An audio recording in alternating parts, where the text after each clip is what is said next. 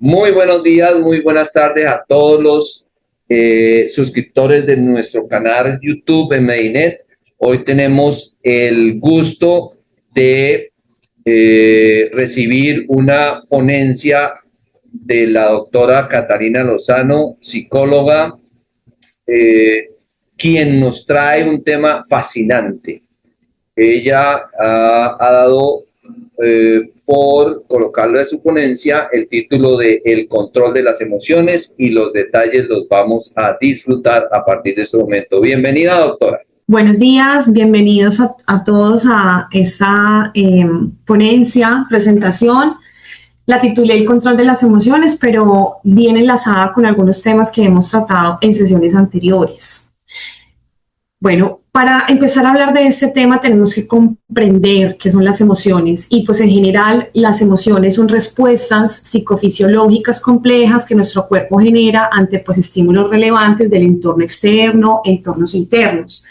Pero no solo son sentimientos tal vez pasajeros, sino que también son estados multifacéticos que integran pensamientos, sensaciones físicas intensas y también fuertes inclinaciones hacia la acción y la conducta humana. La función principal pues es la adaptación, entonces nos equipa para reaccionar de forma rápida, efectiva ante las situaciones cruciales para la supervivencia. Ejemplos como identificar peligros, buscar recompensas y también son muy fundamentales para comunicar interpersonalmente y para las cohesiones sociales en el día a día. Esto nos permite obviamente comprender, ser comprendidos por los demás en el entorno en que vivimos. Básico, ¿qué es una emoción? ¿Qué es un sentimiento? ¿Y qué es un estado de ánimo? Bueno, la emoción pues es una respuesta intensa, breve a un estímulo específico, se acompaña de cambios fisiológicos, son reacciones primarias, universales, tienen una duración de segundos a minutos. Los ejemplos más representativos son miedo, sorpresa, alegría repentina y se originan de algo interno o externo con un detonante claro. El sentimiento, por su parte, pues es la interpretación consciente, subjetiva de una emoción, es más elaborada, más duradera, requiere una evaluación cognitiva, tiene una duración más prolongada de horas o días. Los mejores ejemplos que podemos poner aquí, el amor, la culpa, la satisfacción, y su origen viene de una emoción inicial que se procesa mentalmente. A diferencia de un estado de ánimo es un estado emocional prolongado, es generalizado, de menor intensidad, influye en la percepción y el comportamiento general de un ser humano sin un detonante claro. Tiene una duración obviamente más prolongada de días a semanas. Los mejores ejemplos es la melancolía, el optimismo, la irritabilidad y pues su origen puede ser difuso y no siempre está ligado a un evento. ¿Alguna pregunta, algo que quieran anexar a esta clasificación?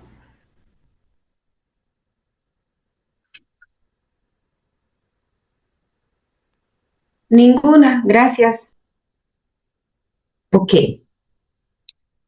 Bueno, aunque a menudo se usan indistintamente, pues estos términos describen facetas distintas de la vida afectiva.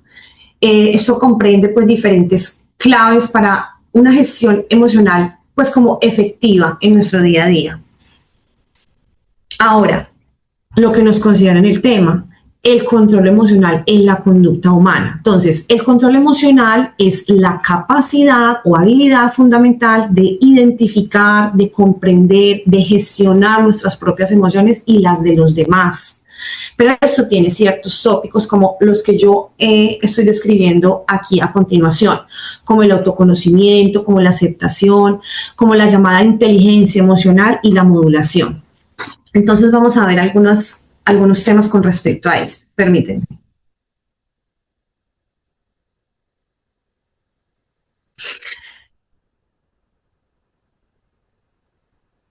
Por ejemplo, en el autoconocimiento, pues su nombre lo indica, es saber exactamente qué se está sintiendo, ponerle un nombre específico como la frustración, la impotencia. En la aceptación pues es permitirse experimentar esa emoción sin juzgarla, si es buena o mala, sino permitir transitar en esa emoción, permitir transitar en ese sentimiento que se generó por esa emoción. La inteligencia emocional, como muchos ya saben, es un poco, este tema de la inteligencia emocional es un poco cliché, porque lo han utilizado demasiado últimamente en las conversaciones de salud mental, pero es una realidad que existe y es simplemente expresar las emociones de una forma asertiva, resolviendo conflictos con mayor eficiencia, mostrando pues mucha empatía. Y la modulación, que era lo que nos hablaba, no sé si recuerden un poco, el doctor Edgar en sesiones anteriores, pues es ajustar esa intensidad de la respuesta para evitar reacciones impulsivas. Dentro de la modulación nosotros tenemos, por ejemplo, varios ejemplos. Está técnicas efectivas para desarrollarlo. Hay diferentes técnicas como por ejemplo una respiración consciente, una reevaluación cognitiva, distanciamiento temporal, atención plena, que sería el llamado mindfulness, y rápidamente, pues la respiración consciente sería, por ejemplo, oxigenar el cerebro, reduciendo la activación fisiológica como el pulso acelerado. En la reevaluación cognitiva tenemos temas de cambiar la interpretación o el pensamiento detrás de una situación para modificar lo que se siente. No sé si han escuchado el concepto de resignificar. Eso está muy relacionado a una reevaluación cognitiva. También tenemos el distanciamiento temporal, que es tomarse unos minutos antes de responder a un estímulo conflictivo. Recomiendan mucho eso para poder evaluar un poco el acontecimiento que nos está generando ciertas emociones y sentimientos. Y la atención plena, que es el mindfulness, es la llamada meditación, concentrarse en las sensaciones del momento presente sin engancharse a pensamientos negativos. Esto tiene diferentes facetas, lo podemos encontrar hoy en día en las meditaciones prolongadas en personas que son mucho más, digamos, acertadas en esto porque tienen una práctica y han creado una habilidad en cuanto al hábito. Entonces tienen mejor control emocional a través de este tipo de métodos que les estoy presentando. Esta frase me pareció pues importante, me gustó ponerla porque conecta mucho con el tema del control emocional, y es que regular una emoción no significa reprimirla, o sea, sino responder de una manera flexible y adaptativa. Y eso es lo que nosotros, por ejemplo, como profesionales de la salud mental, tenemos pues que es tan importante transmitirle a nuestros pacientes, a nuestros clientes, a las personas más cercanas, inclusive a nuestros familiares o personas que muchas veces pues sin hacer un proceso terapéutico como tal, nos piden algún tipo de consejo, sugerencia, asesoría en el plano espiritual, en el plano de la salud mental. ¿Cómo se desarrolla esta regulación emocional? Hay diferentes maneras. Por ejemplo, está el apego temprano, que es el tipo de vínculo afectivo que se establece en la infancia temprana con nuestros cuidadores. Esto influye mucho en la seguridad emocional y la capacidad para afrontar el estrés que nosotros como seres humanos tenemos en nuestra vida adulta. También está el estilo de crianza, en donde está la validación emocional, o sea, el modelado de respuestas sanas, la enseñanza de estrategias de afrontamiento por parte de los padres o de los cuidadores, porque también tenemos que tener en cuenta que no solamente los padres o la familia tradicional puede cumplir este rol. Está el modelado social habíamos platicado de él en las sesiones anteriores, en donde los niños aprenden a regular las emociones, por ejemplo, observando cómo reaccionan las demás personas, cómo gestionan sus propios estados afectivos y a través de esto, pues hacen referencia en su entorno.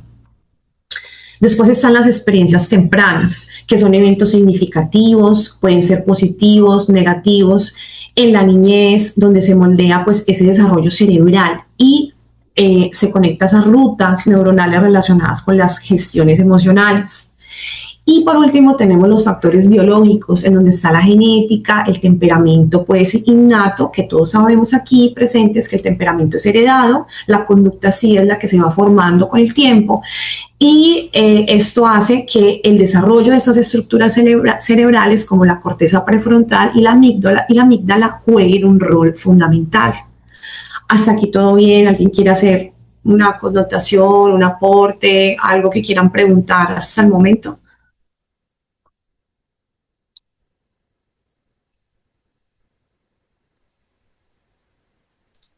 Pues mi doctora Catalina, obviamente que tú estás mencionando dentro de tu presentación una explicación desde un ángulo ontológico, yo diría que combina diferentes hallazgos. La mayoría de lo que tú afirmas están evidenciados por la ciencia experimental del comportamiento. Pero me gustaría como aclarar un par de cosas, y es la utilización de las palabras innato, la palabra instinto. Esas son herencias de versiones que ya están relevadas con experimentación conductual. Para ponerte un ejemplo, todos los hallazgos de mitad del siglo XX hacia acá, en etología, estoy hablando de Tinbergen, estoy hablando de Conrad Lorenz, bueno, y un sinnúmero de investigadores que dedicaron su vida a observar el comportamiento de diferentes especies, y obviamente para que tuviéramos los principios básicos de eso que hoy día está comercializado, y es la teoría del apego, que es otra palabrita engañosa, pero eso está explicado a profundidad en lo que llama uno digamos, el cúmulo de conocimientos de por qué nosotros insertamos dentro de nuestros procesos de desarrollo sensaciones, emociones, sentimientos, y la elaboración cognitiva de todo ello que nos trae al tema, y es el control emocional. Eso es un poco para reforzar el hecho de que la inmensa mayoría de conceptos que están expuestos acá están ya soportados por la ciencia y la teoría del aprendizaje, donde podemos evidenciar que nosotros somos una combinación de muchos factores, somos multifactoriales. No solamente hay aspectos que relativamente nos lanzan hacia reconocer algunos elementos o factores de tipo hereditario, ¿sí? Biológicamente evidenciados, sino que el poder del aprendizaje es inmenso, inmenso, incluso para generar lo que, perdónenme la utilización de la palabra, pero como ya es comercial, de explicaciones del apego, desde las especies animales hasta nosotros, que nos consideramos la especie más desarrollada. Eso aplica a nosotros, pero está ya muy desarrollado la explicación de la conducta humana en términos de la fuerza que tiene el aprendizaje.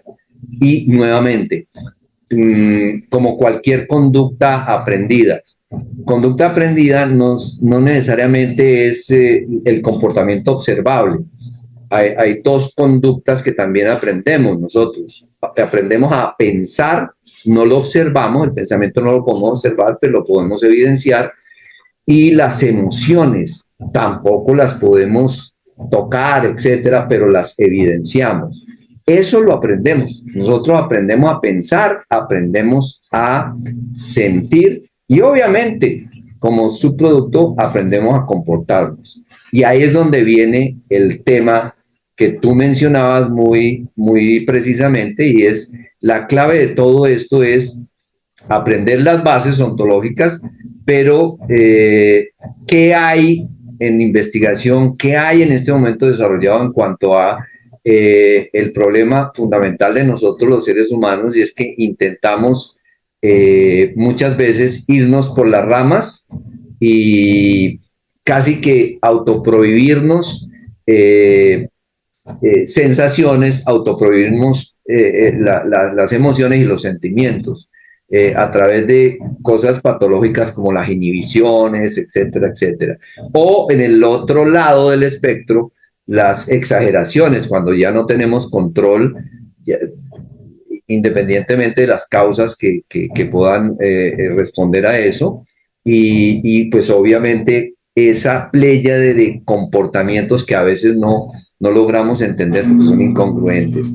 Ahí es donde empieza el verdadero tema del control emocional. ¿Qué hay en este momento alrededor de si eso es aprendible o no es aprendible? Si un ser humano puede modificar su comportamiento de expresión de sus emociones, ya sean internas o externas, etcétera, etcétera. Pero discúlpame la intervención, espero haber aclarado algunos conceptos. Gracias, mi doctora. No, muchas gracias. Bueno, entonces, pues la capacidad de gestionar nuestras emociones no viene entonces de la nada, sino que, como podemos evidenciar, pues se forja a lo largo de la vida a través de pues esa compleja interacción de todos estos factores biológicos, ambientales, de aprendizaje, genéticos y demás que podemos observar durante la vida de un ser humano. ¿Cuáles son los extremos de este control emocional? Dos temas que ya habíamos también abordado antes. El control emocional es un espectro.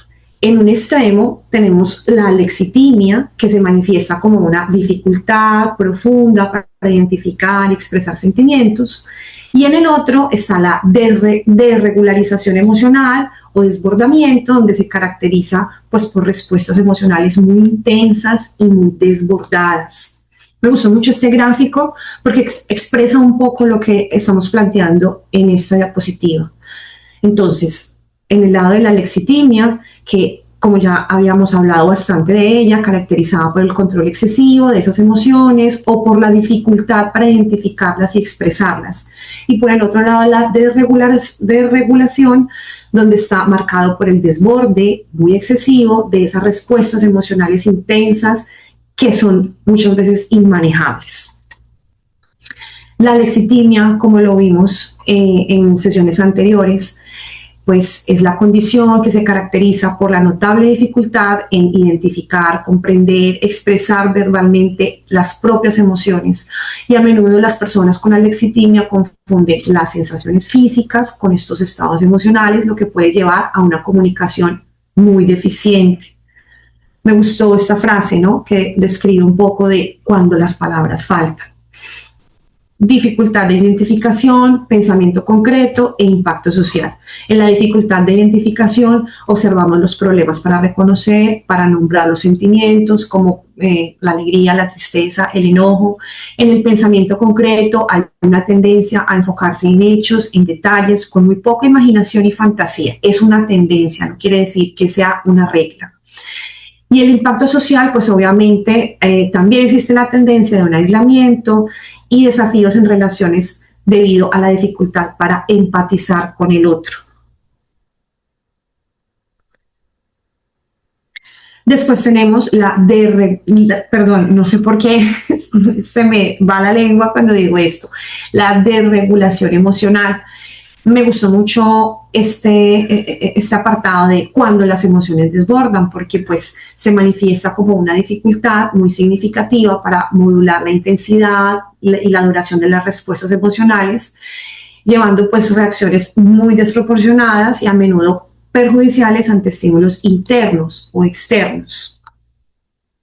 La desregulación emocional se manifiesta pues como con esa dificultad y hay unas manifestaciones clínicas interesantes como por ejemplo explosiones emocionales, baja tolerancia a la frustración, personas muy impulsivas, conductas de riesgo, relaciones inestables. Hay una tendencia, por ejemplo, al consumo de sustancias psicoactivas, a trastornos límites de la personalidad, TDAH. Se aclara que no es exclusivo de este diagnóstico, vuelvo y digo, es una tendencia. Se caracteriza por la intensidad extrema, donde las emociones se experimentan de forma muy potente, a menudo abrumadoras para la persona. Tiene una dificultad de retorno, o sea, una vez activas, las emociones una vez activada, la emoción persiste por mucho tiempo, entonces es muy difícil volver a un estado de calma. Y por último tenemos conductas impulsivas, donde están las tendencias a actuar sin considerar las consecuencias impulsadas por ese estado emocional. Bueno, lo quise como anexar porque pues es muy básico, habla acerca de el tema ya más neuronal, el cerebro emocional, donde pues nuestro cerebro pues es el epicentro, ¿no?, de este tipo de emociones. Entonces está el tema del sistema límbico, con la amígdala como su centro, donde genera unas respuestas emocionales pues rápidas, instintivas. Está la corteza prefrontal, por otro lado, que actúa como el centro de control ejecutivo, modera reacciones, permitiendo pues respuestas adaptativas y conscientes. La capacidad de regular este tipo de respuestas no es innata, sino que se desarrolla, pues obviamente, como lo dije anteriormente, a lo largo de la vida. Entonces, esos procesos se nutren de las experiencias, ¿no?, de esos aprendizajes sociales, de esa maduración cerebral, especialmente pues durante la infancia y la adolescencia. Las interacciones con nuestro entorno y figuras de apego son muy cruciales, como dijimos anteriormente, para moldear esa llamada inteligencia emocional o control emocional. Este tema que habíamos hablado anteriormente lo quise enlazar con la generación Z y el mundo emocional, porque la idea era concretar todos estos temas. El control emocional desde un punto de vista general, donde viéramos los espectros desde la lexitimia hasta el desbordamiento emocional, y concluyéramos con la generación Z y la conexión con este mundo emocional actualmente. ¿Qué pasa? Pasa que, permítanme, la generación Z, que se hacen llamar mucho también los nativos digitales, la generación de cristal y bueno, entre otros nombres, navega mucho por un panorama emocional muy único. Está muy marcado tanto por desafíos como por creencias y aperturas hacia la salud mental muy interesantes. Y esos fueron como las descripciones que más me llamaron la atención y quise pues colocar aquí. Y es que ellos tienen, por ejemplo, una presión digital, una sobrecarga informativa, una ansiedad, un estrés constante y el tema de la gratificación inmediata, que está muy relacionado a lo que hablamos antiguamente como la cultura de la inmediatez, pero también tienen dos temas muy cruciales, y es que tienen una apertura mental muy impresionante y una conciencia emocional un poco más elevada. Entonces, si hablamos acerca de la presión digital, pues todos sabemos la exposición constante a redes sociales, a comparaciones, impacta mucho en la autoestima de este tipo de generaciones. La sobrecarga informativa, pues es un flujo intenso, incesante de datos que puede generar lo que desencadena el estrés, las dificultades de concentración, la ansiedad. Y ahí donde vemos la ansiedad y el estrés, pues son los niveles que se reportan más altos en esas condiciones de generaciones que últimamente pues ha presentado, y a menudo están vinculados a la incertidumbre constante. Ellos son una generación que tiene una incertidumbre muy constante, incertidumbre a todo. La gratificación inmediata, pues la expectativa de resultados muy rápidos, la baja tolerancia a la frustración. Habíamos puesto ejemplos anteriormente como el que yo les presenté de quiero escuchar una canción, abro Spotify, abro YouTube Music, en menos de 2 minutos o en menos de 1 minuto puedo escuchar la canción que yo quiera.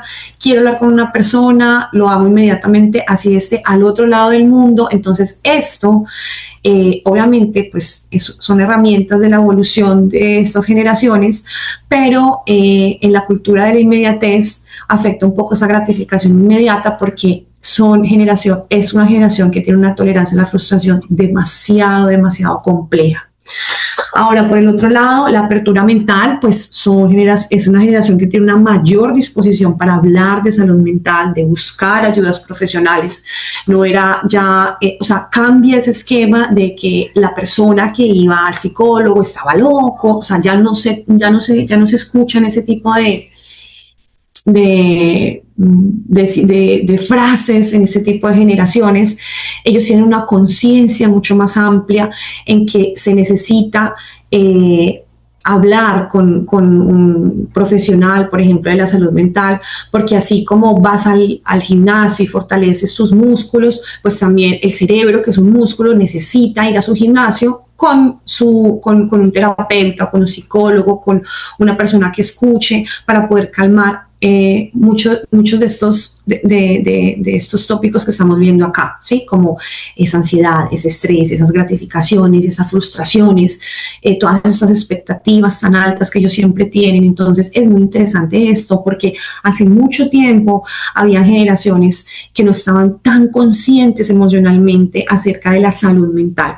Obviamente el COVID fue un parteaguas en la historia de estas generaciones también, antes y después, en donde esa apertura mental y esa conciencia emocional se duplicó mucho más. Y pues no se necesita ser de la generación Z para entender esto. Creo que todas las generaciones que estamos acá, yo que soy millennial, ustedes que son otro tipo de generación y eso, también tenemos esa conciencia un poquito más expandida después del tema de la pandemia y de todo lo que sucedió.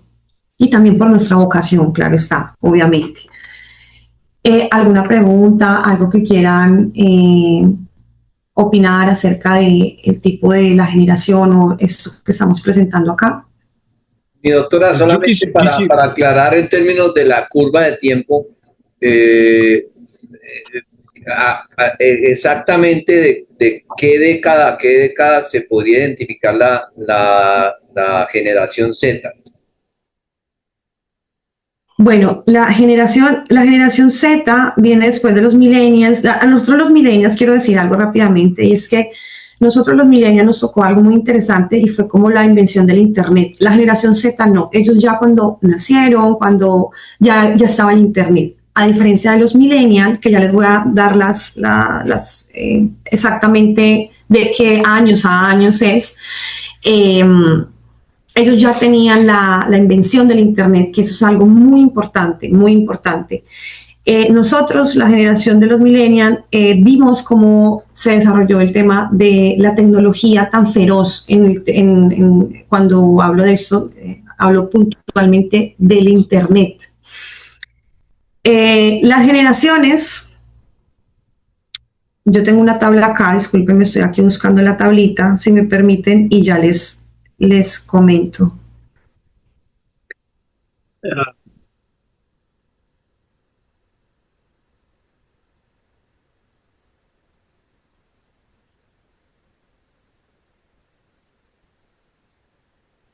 Bueno, está la generación, la más antigua que digamos que se describe, que se llama la generación silenciosa, que es aproximadamente del año 1928 al 45. Después están los llamados baby boomers, que son los que están a partir de 1946 a los años 60 más o menos.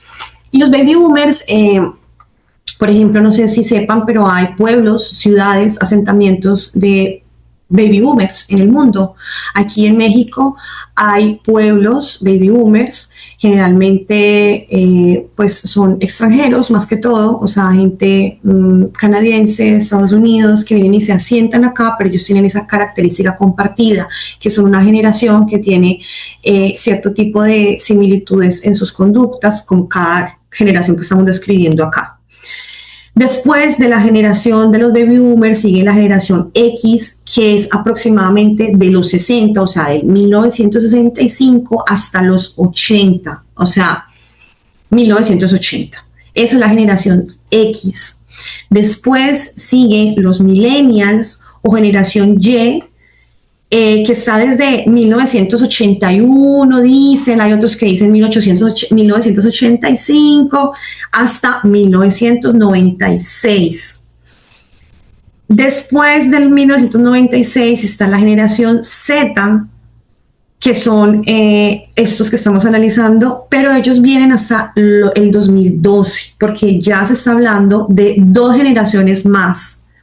La que siempre ha sido muy criticada ha sido la generación Z, o bueno, como que han hablado mucho de esta generación es, o de la que hemos platicado anteriormente nosotros en algunos debates y discusiones, es sobre esta, la generación Z, que son los centennials. Ellos vienen de 1996-97 hasta el 2012.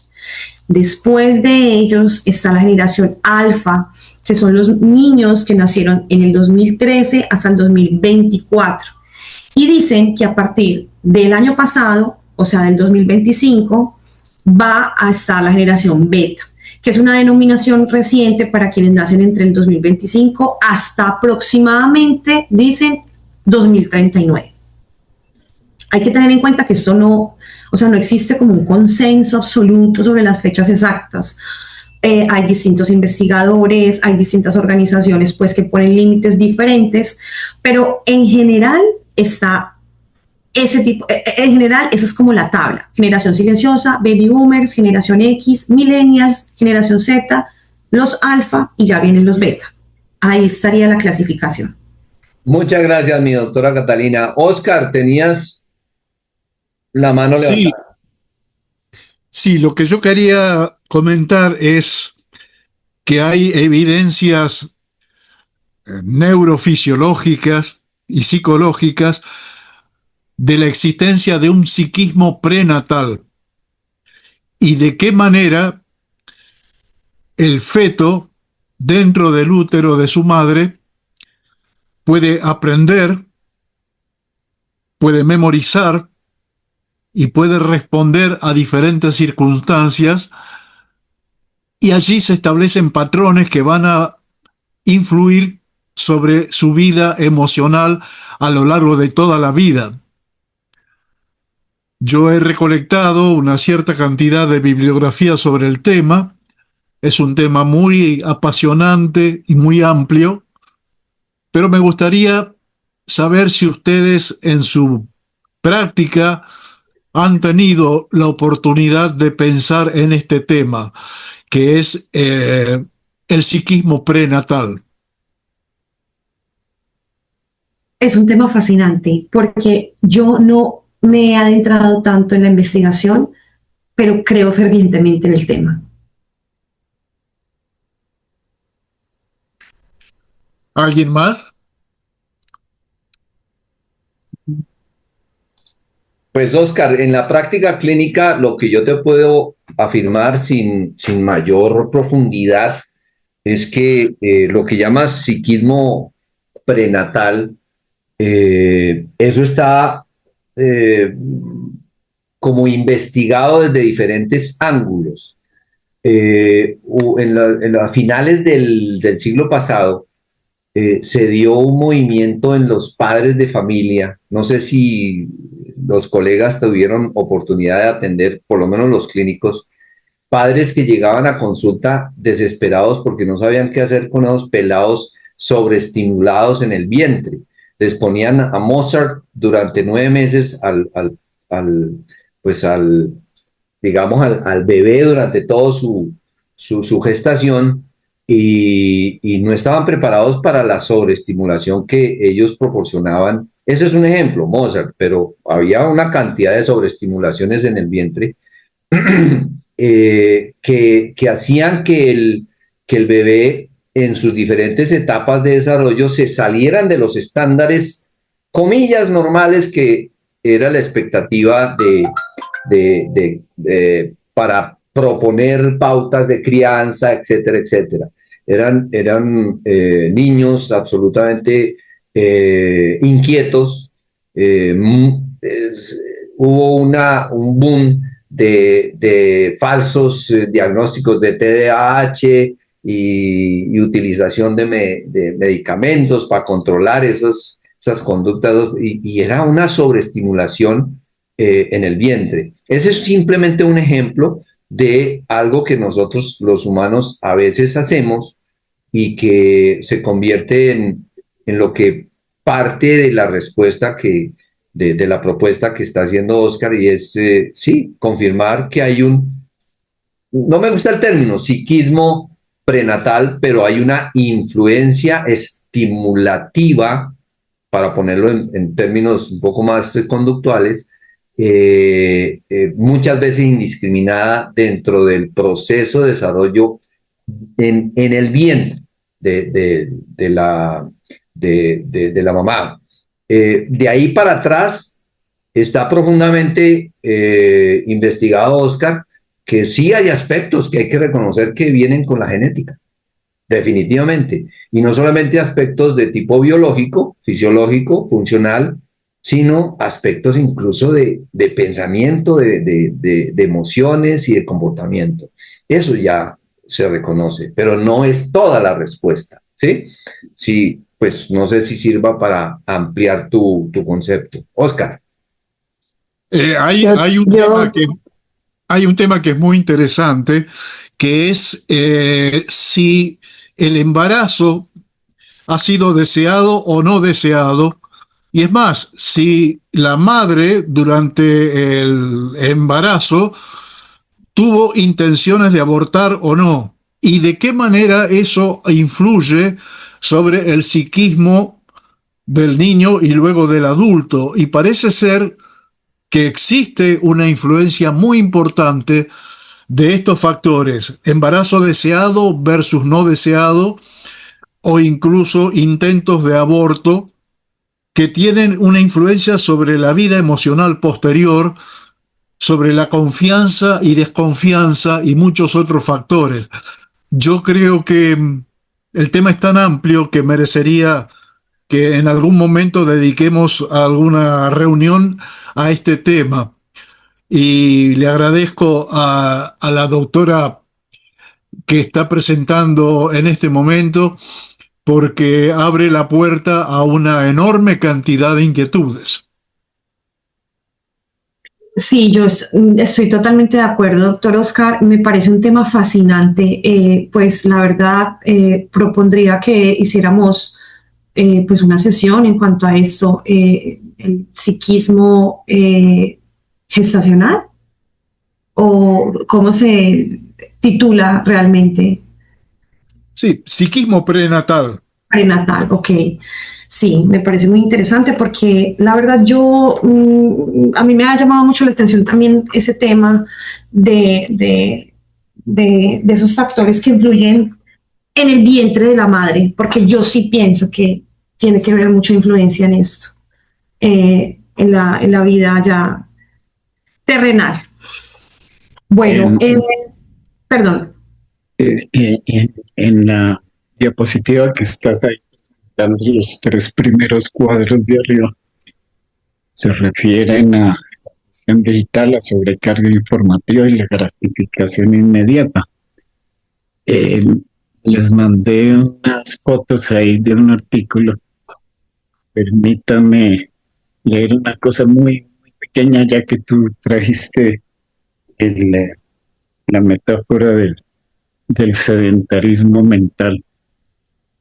Dice la autora, que es una docente del máster de neuropsicología en la clínica de la Universidad Internacional de Valencia. Dice lo siguiente, hablando sobre ese deterioro cognitivo y los problemas que están ahí resumidos en esos tres primeros cuadritos. Dice, igual que el cuerpo se resiente con el sedentarismo, la mente se empobrece cuando vive instalada en la sobreestimulación y la superficialidad. Es lo que tiene el scroll. No es que pensemos menos, pensamos peor, más deprisa, con menos profundidad. Observamos una combinación muy clara de fatiga atencional, impulsividad y dificultad creciente para sostener el esfuerzo mental. El scroll infinito es el punto de cierre, que es muy importante para el cerebro. Antes, una actividad tenía un principio y un final. Ahora entramos en dinámicas de consumo sin límite, donde siempre hay un estímulo más esperando. Esto mantiene el cerebro en un estado de vigilancia constante. Además de eso, la gratificación instantánea va moldeando nuestras preferencias. Cada vez cuesta más tolerar procesos lentos, complejos, que no ofrecen recompensa inmediata. Porque definitivamente esto de la generación Z tiene mucho que ver con eso. Es una generación que entró de una vez a las pantallas. Yo me acuerdo que desde que me acuerdo que hay smartphones, yo veía niños y hasta bebés jugando con las pantallitas, ¿no? Eso es un asunto que ya lleva más de 15 años o algo así por el estilo. Interesante. Y quería también hacer una pequeña aclaración. El término mindfulness, por diferentes motivos, en Occidente se confunde con la meditación. Yo creo que hay una meditación de mindfulness, que mindfulness es una forma chévere de decir meditación, porque meditación suena como religión o maricadas de esas. No. Mindfulness y meditación son dos cosas distintas. Es como más o menos confundir el martillo o el clavo con el cuadro pegado en la pared. Una cosa es una cosa y otra cosa es otra cosa. La meditación es una técnica, nada más. Es una técnica de observación de algunos objetos. Eso es todo. Mindfulness es un estado, es algo más permanente. No necesariamente es voluntario, muchas veces es involuntario. Es totalmente natural, pero perfectamente entrenable, que consiste en mantener la atención. Tener la atención, darse cuenta, despertarse, poner cuidado, como se quiera llamar, simplemente estar atento. Quiero hacer esa aclaración porque es una confusión muy normal del concepto de mindfulness. El concepto de mindfulness es una forma de pensar, por decirlo así. Es una actividad cognitiva deliberada y sostenida, que no necesita de la meditación. De hecho, hay un libro que se llama Mindfulness Without Meditation. No me acuerdo del autor, pero es un libro que demuestra que uno puede desarrollar esa capacidad de poner cuidado sin necesidad, inclusive, de hacer prácticas de meditación. Pero se recomiendan las técnicas de meditación para acelerar ese entrenamiento. Nada más, simplemente una aclaración. Muchas gracias, doctor Gustavo. Lo que sucede con la mala interpretación de que el mindfulness se llama solamente meditación para muchas personas es porque no es que sea meditación como tal, es un vehículo de los diferentes tipos de vehículos, de los diferentes tipos de vehículos que puede usted utilizar para llegar a esa atención de manera intencional al momento presente, que es el objetivo del mindfulness. Y pues es evidente que no solamente la meditación tradicional, sino que diferentes tipos de meditación son vehículos para lograr esta intención. A eso pues como que tal vez creo que se entiende un poco mejor lo que sería este término. Porque sí, efectivamente pasa mucho eso. La gente lo confunde mucho, la humanidad lo confunde mucho con que solamente es meditar. Y meditar no es solamente hacer yoga o Eso es como promover los chicles en vez de la calma mental. Exacto. Máscate un chicle porque el chicle tiene aprenda a calmarse, ¿no? Y hay diferentes métodos para aprender a calmarse, ¿verdad? Entonces, uno de ellos sería, pues, la meditación, que para todos nos sirven las mismas técnicas de meditación. Y el otro es poner cuidado. Cuando usted pone cuidado, no se engancha en pendejadas. No se mete en peleas, no arma conflictos, no reacciona. Aprende a responder. Pero para eso primero hay que aprender a estar despierto, no andar enganchado. Exacto. En palabras de asentado. Exacto, porque no sé si bueno, muchas personas viven o con la añoranza de un pasado, que se llamaría nostalgia, o con la añoranza de un futuro, que se llamaría ansiedad en el presente. O sea, uh-huh. Esa es otra confusión. La gente también tiende a confundir el famoso poder de la hora de cartón, de estar presente. No, uno no puede estar presente 24 horas, también hay que dormir y relajarse, distraerse y hasta echar globos. Lo importante es no echarlos en la mitad de una avenida. Esto. Pues sí, como todo en la vida, un balance, ni muy, muy, ni tan, tan. Bueno, esta es una infografía que puede ser muy útil para explicarle en el ejercicio de la clínica a personas que no son profesionales de salud mental ni nada de eso, pues como todos estos temas que hablamos. Entonces está el tema de pues el control emocional, los diferentes espectros en este tipo de temas, el tema que tocamos de la lexitimia, el tema de la desregulación emocional. ¿Qué pasa cuando ocurre pues esas alteraciones en este control emocional? Y cerramos con el tema de la generación Z, ¿verdad?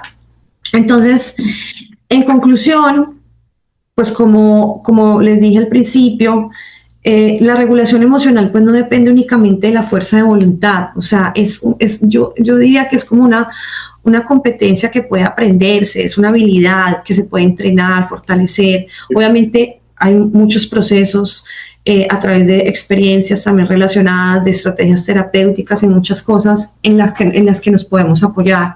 Como dijo el doctor Gustavo ahorita, o sea, yo creo que es fundamental es entender y tener una conciencia un poco más amplia de lo que está sucediendo a nuestro alrededor, sin ser extremos, obviamente, para poder tener este tipo de fenómenos más tranquilos en nuestra vida, que sería la regulación de las emociones. Esta presentación la voy a compartir en el grupo, también la infografía va a estar allí, pues para que quede como el registro y pues que nos ayude de pronto más que todo en el ejercicio de la clínica y pues para poder cerrar bien como este tema. Ahora, yo quiero abrir como el debate, pero ya más enfocado un poco en el tema de las generaciones, porque las veces pasadas habíamos visto todo esto del control emocional y todo esto de la lexitimia y empezamos a ver lo de la generación Z, pero sí me gustaría pues que profundizáramos un poco en el presente, en el tema actual y cómo podemos como hacer una conclusión o llevar a cierto tipo de conclusiones para cerrar este tema. Entonces, pues bueno, les agradezco la atención. Espero que hayan disfrutado la presentación y pues con todo gusto y cariño. Mi doctora, para efectos de la grabación, ¿serías tan amable de ya dejar de compartir pantalla para poner ya a los asistentes? Exactamente, perfecto. Gracias. Gracias, mi doctora. Espectacular tu recorrido y la apertura del tema, que es control emocional. Yo quisiera abrir el debate con lo siguiente. Independientemente de las explicaciones que existan, ya sea prenatales, durante el embarazo, ya sea que haya componentes de tipo genético, hereditario o de aprendizaje, yo creo que a todos, clínicos y no clínicos, nos ha tocado interactuar con personas, con seres humanos, donde sin ser expertos, observamos diferentes niveles de control de emociones por parte de esas personas con quienes interactuamos. Nos hemos seguramente encontrado personas y nos seguiremos encontrando personas que están o un extremo al otro o, como lo decía brillantemente la doctora Catalina, alrededor de ese espectro. Eso no es todo nada.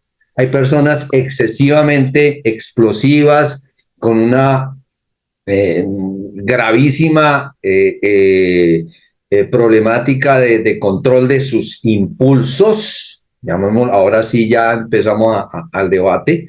Impulsos que tienen un origen en o sensaciones o en emociones o en sentimientos, etcétera, elaboraciones cognitivas.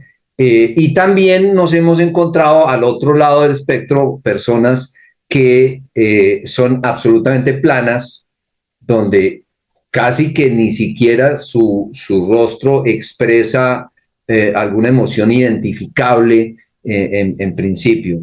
Y de todo tipo, de todo tipo. Y lo más importante para abrir el debate, en cualquier edad hemos encontrado ese tipo de fenómenos observacionales. Sí. En incluso bebés recién nacidos, Sí. en los niños de 0 a 12, en los adolescentes, en los jóvenes, incluso en nosotros los viejitos, tenemos todo un cúmulo de observaciones en cuanto a ese fenómeno único y es el control de nuestras emociones, que yo quisiera situarlo en principio para efectos de debate en términos de impulsos. Y Sí. Gustavo. Quisiera reforzar lo de las cosas que dijo la doctora Catalina acerca del control emocional, en el sentido de que eso es algo aprendido o entrenable. Y la prueba es muy fácil. Nos la dio el doctor Oscar el otro día cuando hablaba de su control durante una operación. La vemos en los escenarios, un soldado entrenado que se enfrenta a una situación de peligro y responde de una manera profesional, por decirlo así. La vemos también en nosotros mismos cuando tenemos que atender personas y no podemos desbordarnos en nuestras emociones, ni muchas veces no nos conviene expresarlas o no le conviene a nuestros pacientes que las expresemos. Y en todos los casos, imagínate un corredor, no con la pintura, lógicamente, pero un corredor de Fórmula 1, un campeón de Fórmula 1, corriendo a más de 300 kilómetros por hora sin necesitar algún control emocional, porque yo creo que cualquiera de nosotros sin entrenamiento sucederían cosas terribles en el habitáculo del Fórmula 1, apenas esa vaina empiece a correr. De modo que sí, es un fenómeno entrenable, ¿no? Eso la humanidad lo sabe desde hace más de 2500 años. Y podemos agregar al debate casuística. Deyanira estuvo profundamente preocupada con algunos pacientes que en alguna época nos correspondió atender en Medinet, de una comunidad muy específica que son los controladores aéreos. Imagínense un controlador aéreo que requiere extremos de técnicas de mindfulness para fijar su atención y ser lo más racional posible para tomar decisiones en instrucciones que son de nanosegundos. Si a ese cóctel objetivo, que eso es entrenable porque esos se entrenan para ello, le agregamos situaciones emocionales descontroladas en la vida de ese controlador aéreo, ¿qué puede salir de ello? ¿Se imaginan el riesgo que eso ocurre? Eso es simplemente para mostrarle un grupo etario de seres humanos que pueden ocasionar daños gravísimos y muchas veces pasan desapercibidos. ¿Qué importancia tiene el control emocional para todos los seres humanos. Eso es impresionante. No solamente nos podemos encontrar con personas con unos niveles de inteligencia altísimos, con unos niveles de racionalidad espeluznantes que a nosotros nos impresiona, pero sus emociones están absolutamente desordenadas. Esa combinación es peligrosísima porque imagínense un presidente de una compañía tomando decisiones cuando su vida emocional es un desastre. No, pues el presidente de este país le parece poco. No me quería meter en eso. Un ejemplo de padre, de marido, de esposo, bueno, ¿para qué hablar? No, y el mismo Oscar lo mencionaba. Imagínense un neurocirujano haciendo una operación delicadísima, cuyo componente racional, técnico, científico esté impecable, pero que esté teniendo vivencias emocionales descontroladas y sus impulsos estén en riesgo. Ustedes se pueden imaginar la importancia del control emocional. Que le tiemble la mano, ¿no, doctor Oscar? Claro. Hace poco se dio el caso de un entrenador de pilotos. Estaba viajando en un avión pequeño con una estudiante que ya estaba recibida de piloto, pero necesitaba sumar horas de vuelo. Y este instructor, que tenía una historia personal impecable, en un momento dado, mientras están volando, se suelta el cinturón, abre la puerta del avión y se tira. Y antes de tirarse, le dice al estudiante: tú sabes lo que tienes que hacer. Y él abrió la puerta del avión y se tiró. Y la estudiante, si bien era tenía aprobados sus exámenes de piloto, pero a los fines de entrenamiento estaba sumando horas de vuelo, una estudiante de 20 o 22 años. Y se vio sola frente a semejante situación, mantener la frialdad como para poder conducir el avión y aterrizar sin ningún problema, teniendo sobre su conciencia y sobre su mente la escena en la cual su instructor se saca el cinturón, abre la puerta y se tira. Imagínense que hay una situación absolutamente inédita y espeluznante.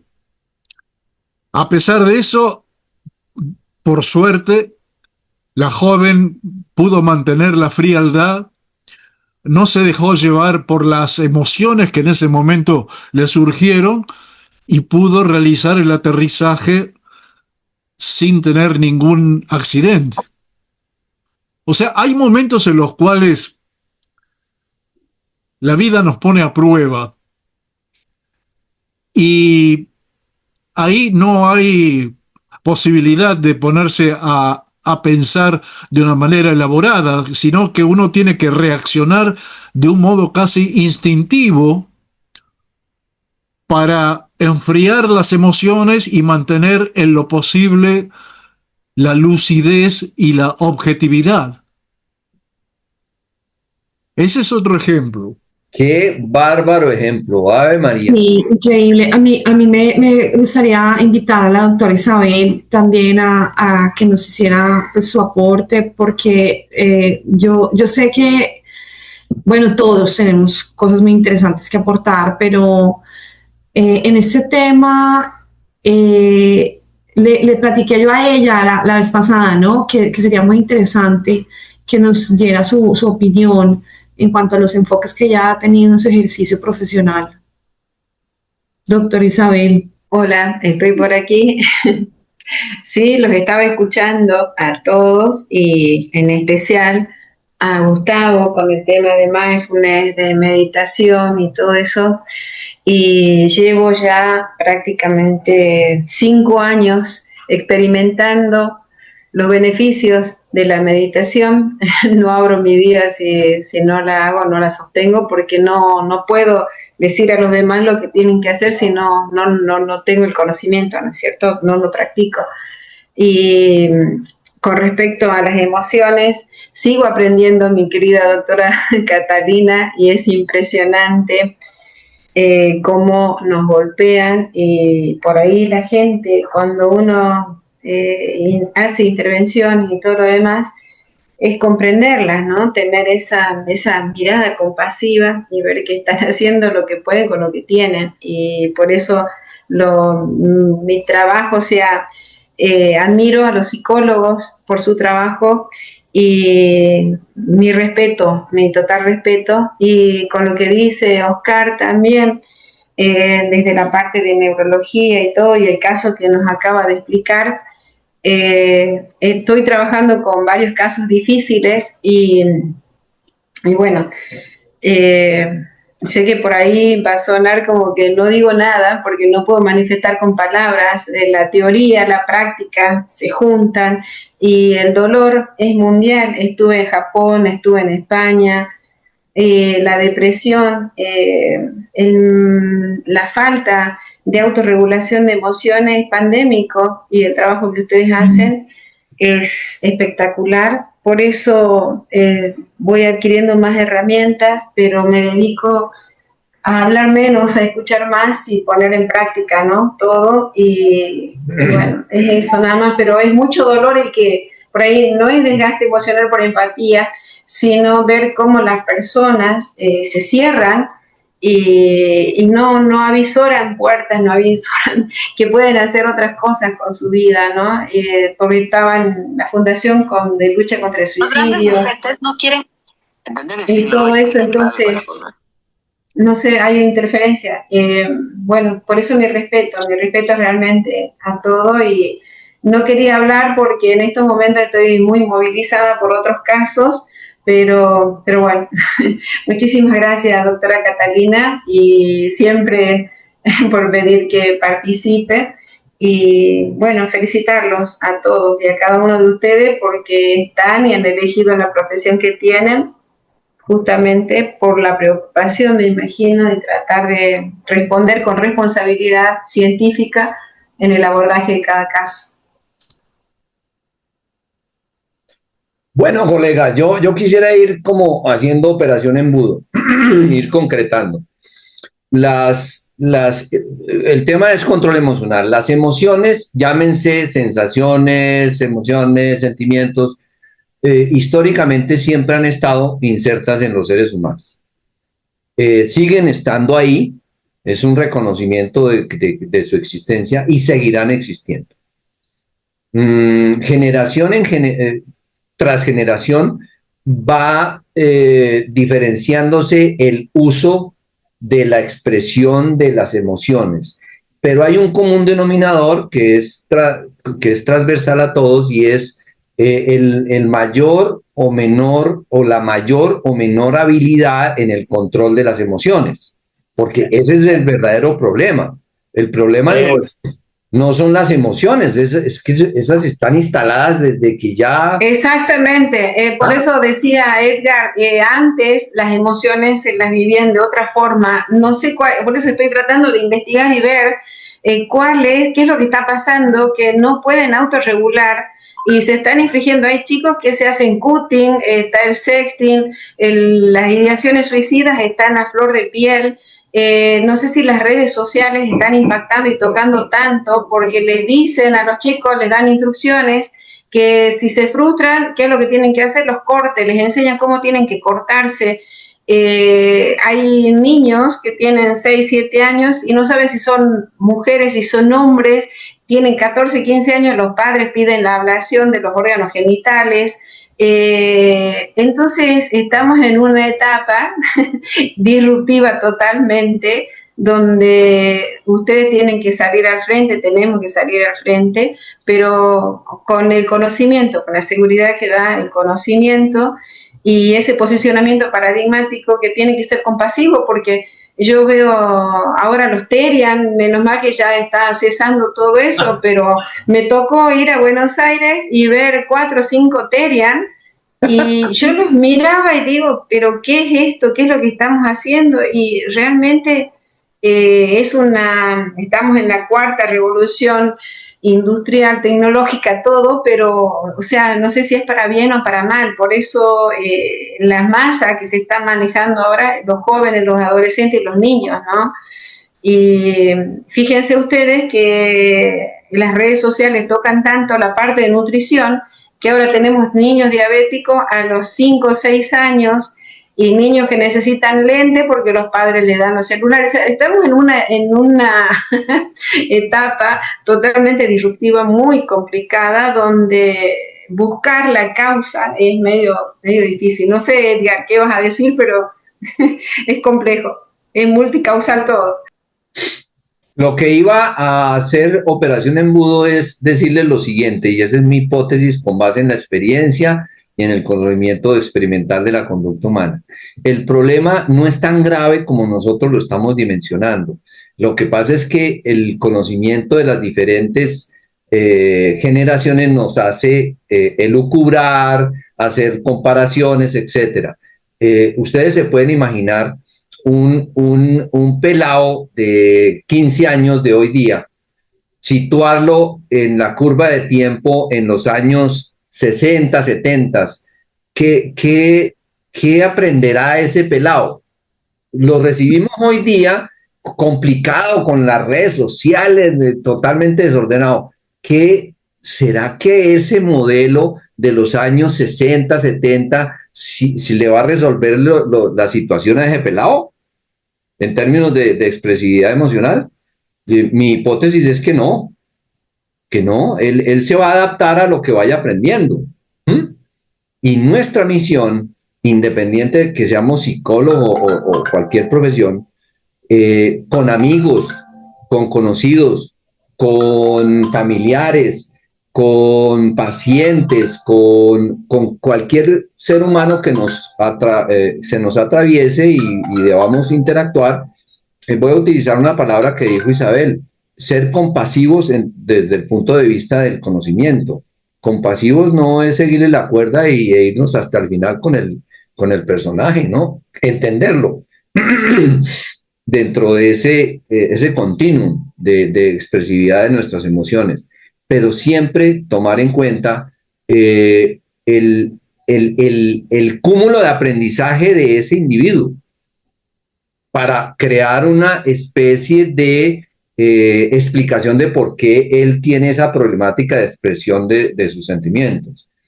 Pero el común denominador es mucho más sencillo de lo que nosotros pensamos.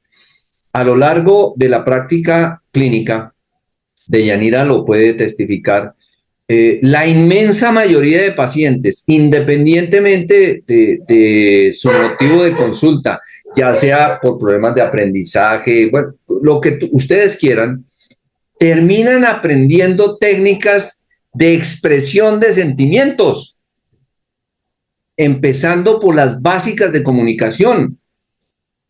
Hay una palabrita que utilizó la doctora Catalina que pasó desapercibida: asertividad.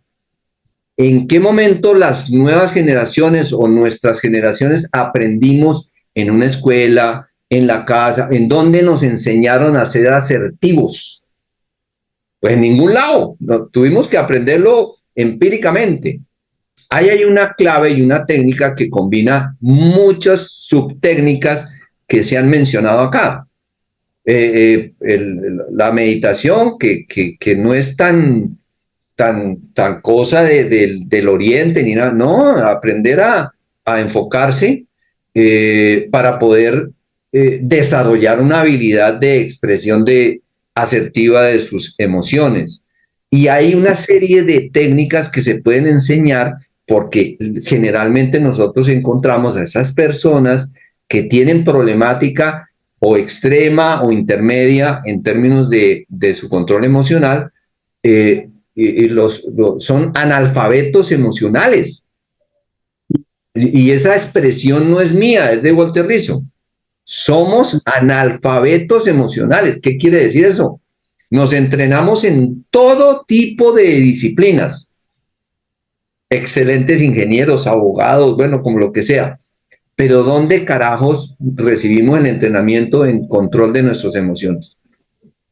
Sí, por eso, Edgar, ahora las empresas solicitan más las habilidades blandas que las habilidades duras, porque están cargados de eso, pero no pueden reaccionar, no pueden hacer un trabajo en equipo, no hay resiliencia, no hay empatía y no pueden seguir. Así que justamente a mí me parece que ahí es donde hay que apuntar.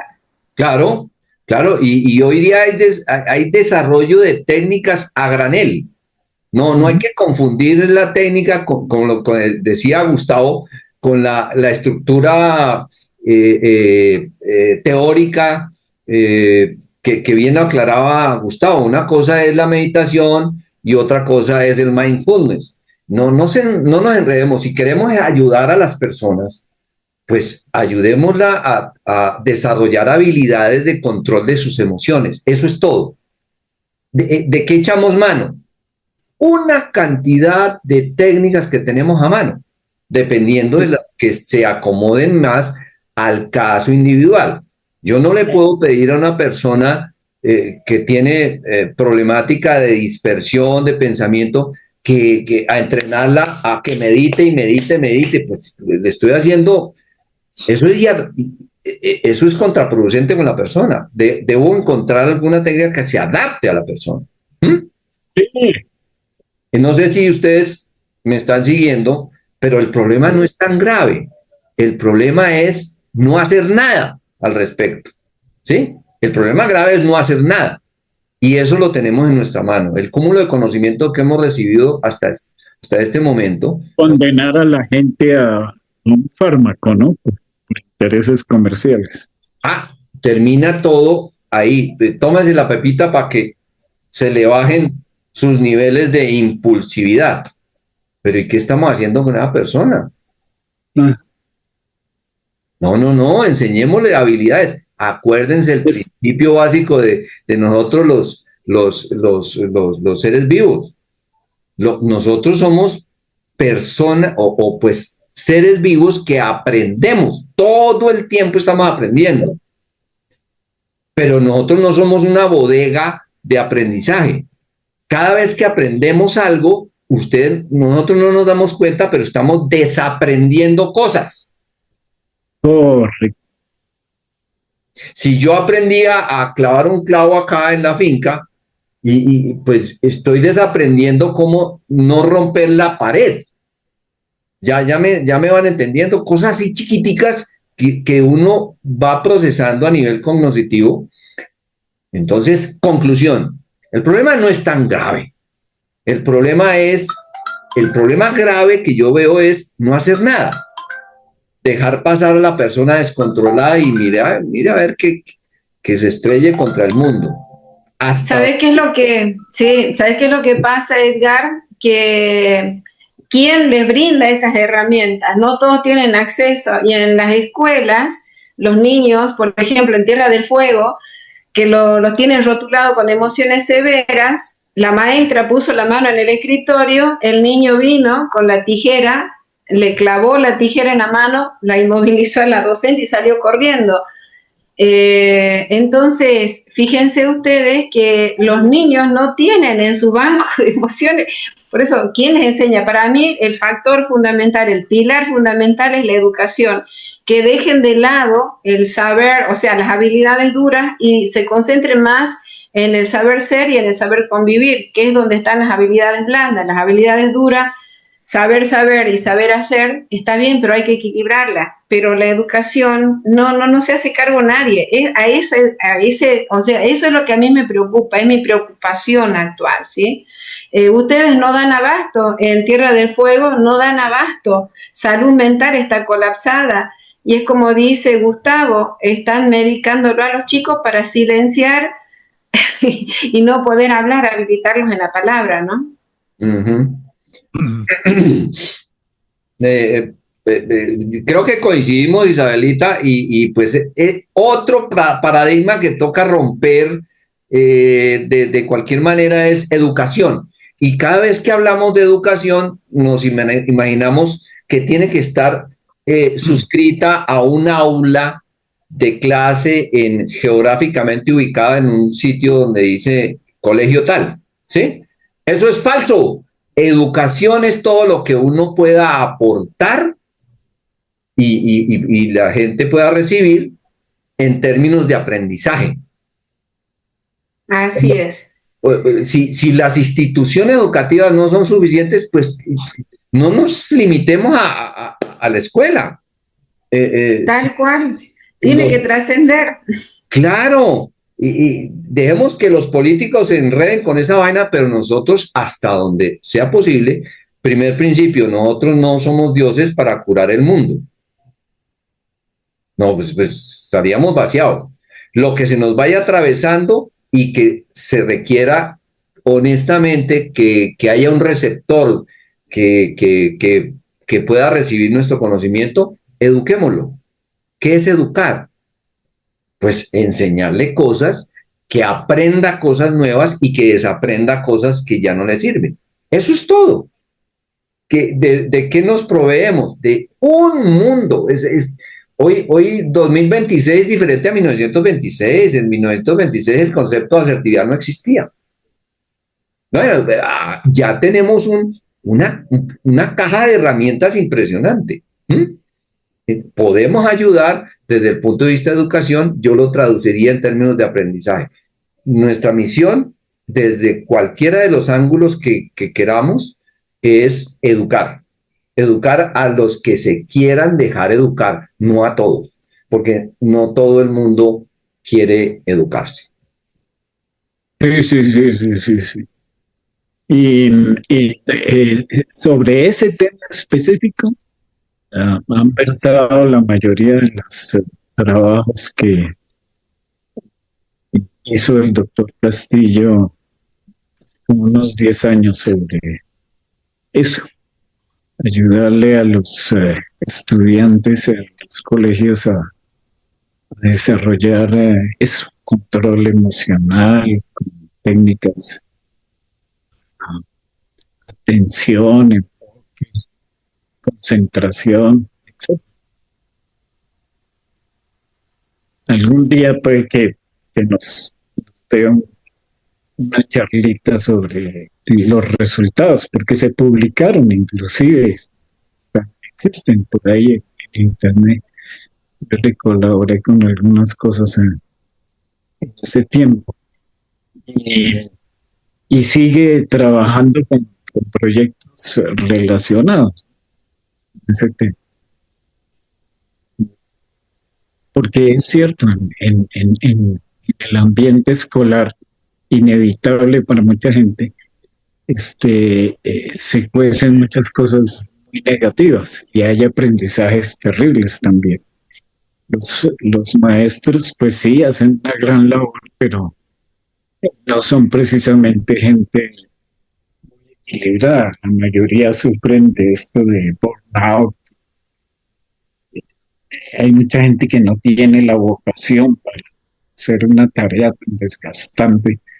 Y con todos los cambios que ha habido generacionales, los presupuestos de antes ya no les funcionan a muchos profesores, lo cual es frustrante, incluyendo la autoridad externa. Afortunadamente hay cambios por ahí también, ¿no? En estos días, esto de aquí me mostró una propuesta que está implantando la rectora de un colegio oficial, inclusive, donde cambia el eje de los pénsumes de materias específicas, ¿no? Como decir, áreas específicas, blandas o duras, y giran actualmente alrededor de principios. Pensamiento crítico, interesante, ¿no?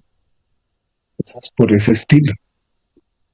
Entonces, en vez de colegio con énfasis en idiomas, el colegio con énfasis en matemáticas, el colegio con énfasis en literatura, hay propuestas por ahí, ¿no? Puede que sean individuales de ahí. Es interesante que por lo menos en algunas instituciones, no haya habido la voluntad, por ejemplo, de abrirse a técnicas para ayudarle a los alumnos a su control emocional, pero también a las posibilidades de organizar la enseñanza no alrededor de materias de contenido, sino materias basadas como en elementos de principios. Bueno, hay de todo. Hay de todo. Querido Gustavito, hay una cadena fuerte, no sé si te suena, la UNESCO y ONU, que regulan la educación que se tienen que aplicar para toda América Latina. Entonces, ¿sí?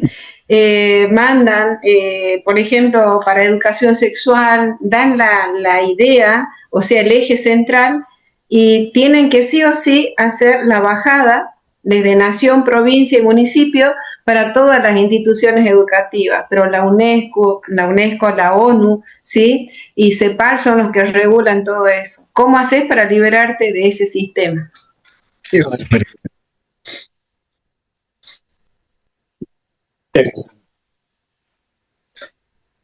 Si te parece, doctora Catalina, para ir cerrando tu brillante presentación, me gustaría escuchar, así sea brevemente, la opinión de la doctora Luzdani, que nos acompaña aquí al final de la... Por favor, claro que sí.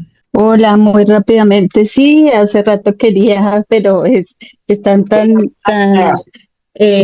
¿cómo están? Muy rapidito. Tengo muchas cosas que decir. De hecho, yo ya en este escenario, en este espacio, he hablado acerca de la educación como fundamento y compromiso de todos los adultos frente a nuestros niños para promover y potenciar las funciones ejecutivas que son esos procesos cognitivos superiores que desde muy pequeños se pueden empezar a desarrollar y potenciar. Y esto va relacionado con no solo la memoria de trabajo, sino específicamente con el control inhibitorio o control de impulsos, que lleva justamente a trabajar también desde el reconocimiento del otro, que tiene que ver con la empatía, el sentir lo que el otro siente, entender lo que el otro piensa, el establecer metas, la planeación, el reconocimiento de lo que siente, y de ahí se desprende definitivamente incluso con el control inhibitorio de la autorregulación emocional. Y autorregulación emocional va relacionado básicamente es con lo que yo reconozco que siento, cada quien, y validarlo. Y ahí con los niños es un trabajo absolutamente hermoso. Entonces, ahora Colombia cuenta con la ley de educación emocional. Yo les invito a que la lean. Ahí hay muchos trabajos que se van a desprender, no solamente para trabajar en las aulas, sino para todos nosotros que tratamos con personas. Y lo mismo la ley de salud mental. Entonces, también tener en cuenta el tema del neurodesarrollo, el saber que hay personas que tienen unas situaciones, como decía el doctor Edgar, de pronto diagnosticados con TDA o TDAH, que fueron mal diagnosticados, pero que igual eso cómo incide en sus emociones, cómo ellos perciben el mundo, por qué muchos de ellos sienten ansiedad, llegan a cuadros depresivos, porque no son comprendidos y no saben lo que tienen.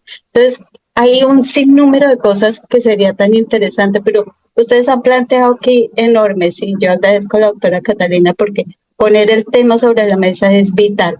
¿Para qué? Para a partir de ahí desarrollar acciones que nos comprometen a todos. Entonces, qué lindo que en algún momento podamos decir qué podemos hacer cada uno desde el ámbito donde estamos.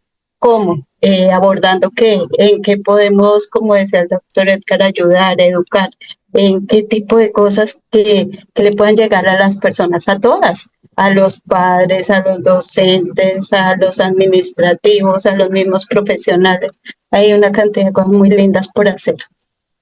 Ya, eso rápidamente. Muchísimas gracias, doctora, y nos quedamos con tus palabras, como siempre, sabias. Muchísimas gracias a la doctora Catalina, brillante exposición, quedó grabada para nuestros anales de archivos y una felicitación muy grande, doctora Catalina, por la iniciativa. Muy amable.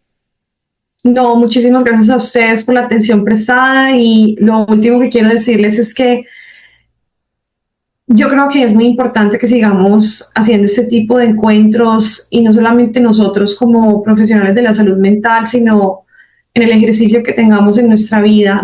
Nosotros porque tenemos un pensamiento crítico muy bravo y nos nutre este tipo de encuentros, pero yo quiero agradecerles en serio cada vez que puedo conectarme. He tratado durante el transcurso de mi vida en Medinet de ser mucho más constante y me place mucho en serio escucharlos a cada uno de ustedes porque aprendo, comparto, me deleito con sus pensamientos, sus postulados, sus conocimientos. Para mí es un placer en serio pertenecer aquí a Medinet y pues nada, muchísimas gracias.